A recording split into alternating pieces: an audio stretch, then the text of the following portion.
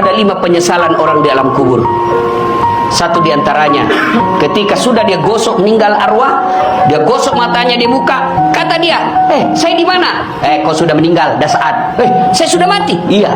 Ya Allah, hidupkan saya kembali ke dunia, sekejap saja, kira-kira 1 menit lah kalau boleh. Ya Allah, kembalikan saya ke dunia. Untuk apa? Sholat bukan, puasa bukan, haji bukan. Saya hanya ingin berkata, ya Allah, semua hartaku aku sedekahkan fisabilillah. Kenapa bukan minta sholat? Karena sholat hanya bisa dapat pahalanya ketika kita masih sholat. Haji hanya bisa kita dapat ketika kita haji. Puasa hanya kita dapat ketika kita puasa. Tapi sedekah, meskipun sudah tulang belulang hancur, kita tetap mengalir. Itulah yang disebut sedekah jariah. Keliru Bapak Ibu yang Allah kasih rezeki, Bapak tidak bersedekah. Keliru. Dan alhamdulillah, makin bersedekah Allah makin ganti. Maka almarhum almarhumah, insya Allah lapang kuburnya karena ada sedekah beliau. Yang ketiga, yang akan menolong kita di alam kubur adalah ilmu yang bermanfaat. Almarhum almarhumah, beliau suami istri, tokoh pendidikan. Itulah ilmu yang bermanfaat. Ketika diajarkan ilmu hukum kepada mahasiswanya, diajarkan tentang keadilan, lalu anak mahasiswanya menjadi pengacara yang membela dan menegakkan keadilan, selama itu juga amal-amal akan mengalir. Maka karena itu, ibu bapak kalau dapat konten-konten dakwah, jangan berhenti di grup, jangan berhenti di HP bapak, sebarkan. Bapak punya 10 grup WhatsApp, satu grup 100 orang, kirim, 1000 orang yang terima. Kalau ada yang mengamalkan 5 orang, selama 5 orang itu amalkan, Bapak dapat pahala seperti pahalanya penceramah tanpa mengurangi pahala penceramah. Ilmu yang bermanfaat adalah yang bisa menyelamatkan kita di alam kubur.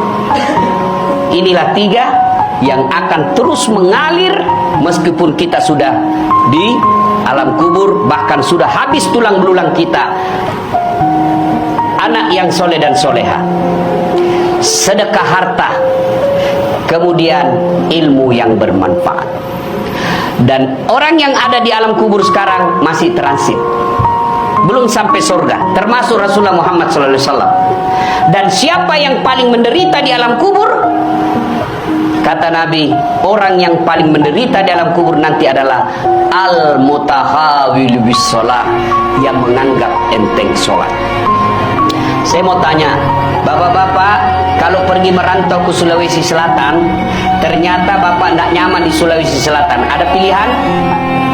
Ada? Ada. Balik lagi ke Jakarta. Saudara-saudara dari Jawa merantau ke Sumatera, ternyata di sana tidak bagus. Ada pilihan?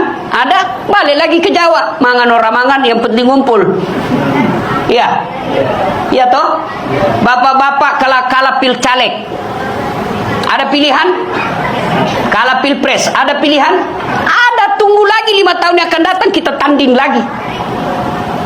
Ya. Tidak disenang sama gubernur, ada pilihan? Ada. Apa? Pensiun dini.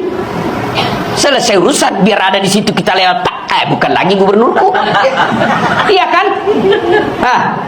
Ibu-ibu, suami cerewet, suami kasar, ada pilihan bu? Ada. Pulangkan saja aku pada ibuku atau ayahku. Selesai. Ya, bapak-bapak punya istri cerewet, ngamuk aja kerjanya, nggak tahu menghargai suami. Ada pilihan?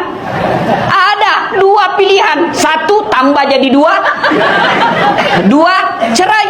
Ada pilihan pak. Maknanya bapak menderita di dunia masih ada pilihan. Dan tidak ada orang menderita di dunia dari bangun sampai tidur sampai bangun lagi menderita 24 jam. Tidak, pasti ada senyum-senyumnya.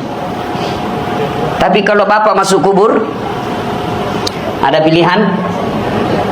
Ibu-ibu masuk kubur, ada pilihan? Nggak nyaman pertanyaannya, keluar dulu. Begitu bapak keluar, viral satu dunia pak. Ya. Dan siapa orang menderita di kubur? Al-mutahawil bis sholah, yang menganggap enteng sholat.